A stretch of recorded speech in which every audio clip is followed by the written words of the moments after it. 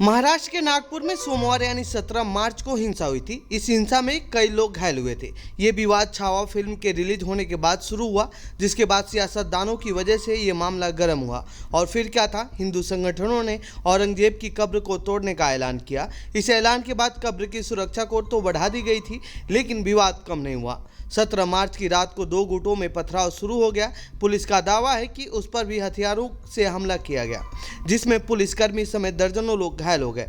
इस घटना की जांच के बाद पुलिस ने दावा किया है कि इस हिंसा का मास्टरमाइंड फहीम खान है और उसी ने लोगों को भड़काया और 500 लोगों को पुलिस स्टेशन पर इकट्ठा किया। पुलिस ने फहीम खान को गिरफ्तार कर लिया है। फहीम खान 21 मार्च तक पुलिस हिरासत में रहेगा। तो आइए जानते हैं इस रिपोर्ट में कौन है फहीम खान। कौन है फहीम खान? पुलिस ने इस मामले में कई एफआईआर दर्ज की हैं। गणेश पेट पुलिस स्टेशन में दर्ज एफआईआर में खुलासा हुआ कि भीड़ ने अंधेरे का फायदा उठाकर महिला पुलिसकर्मी के साथ छेड़खानी की कोशिश की थी। Faheem Khan minority democratic party का शहर अध्यक्ष है।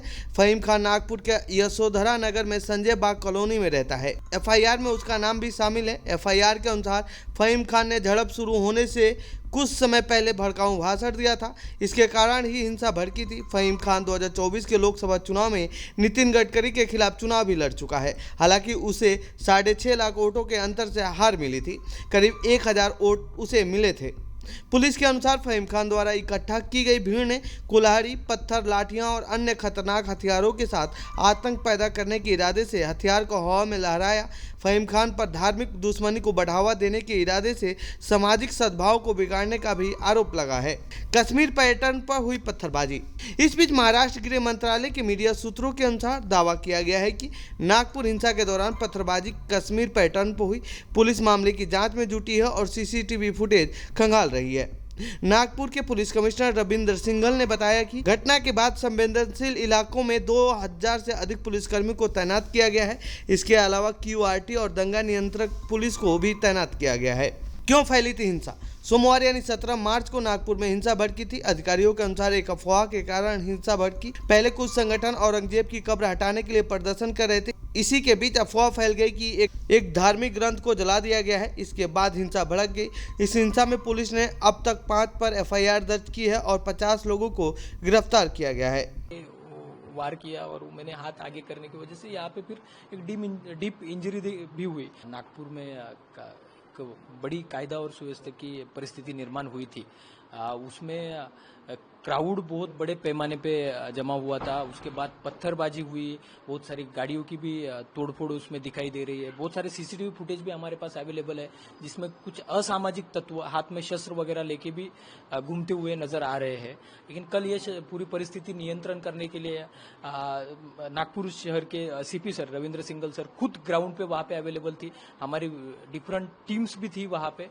लेकिन जिस तरह से पत्थरबाजी हर दिशा से हो रही थी, उसमें अपने कुछ अधिकारी, कुछ अमलदार इंजर्ड भी हुए हैं और ये भी घटना वैसे ही हुई है। एक्चुअली एक एग्जैक्ट क्या हुआ था, आप तब क्या कर रहे थे, कहाँ थे, कितने बजे का समय था? ये 10-10:30 बजे के करीब का समय होगा। हम वहाँ पे बहुत नैरो लेन्स है, लेन्स के अंदर जब जा रहे थे तो वो हमारी एक टीम एक घर में कुछ सस्पेक्टेड लोग थे कि जो स्टोन पेल्टिंग करके छुपे हुए थे, वहां पे जाके चेक कर रही थी।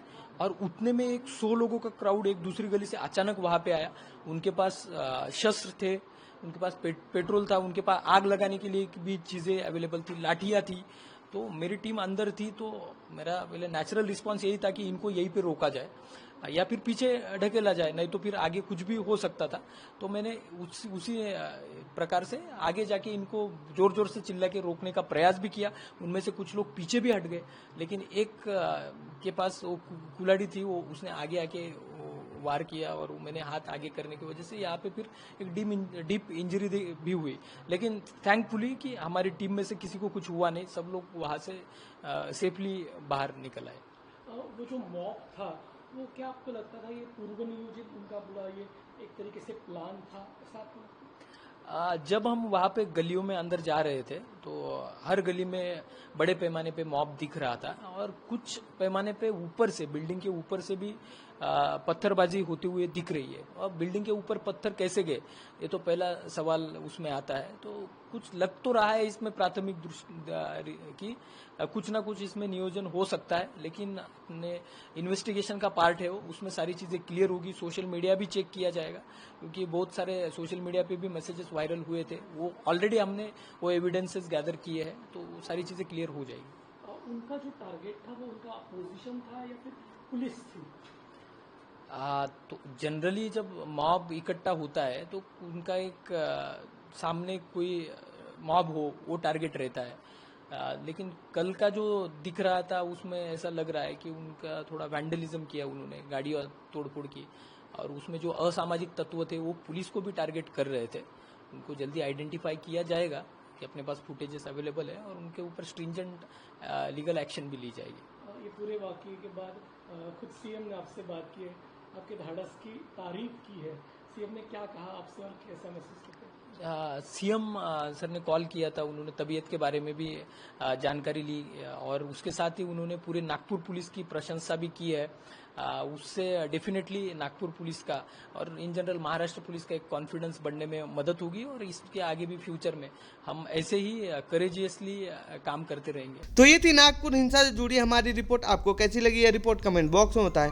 साथ ही इस पूरे मामले पर आप क्या कहना चाहते हैं कमेंट बॉक्स में लिखें। बाकी देश दुनिया की खबरों के लिए बने रहिए जनसत्ता के साथ। धन्यवाद।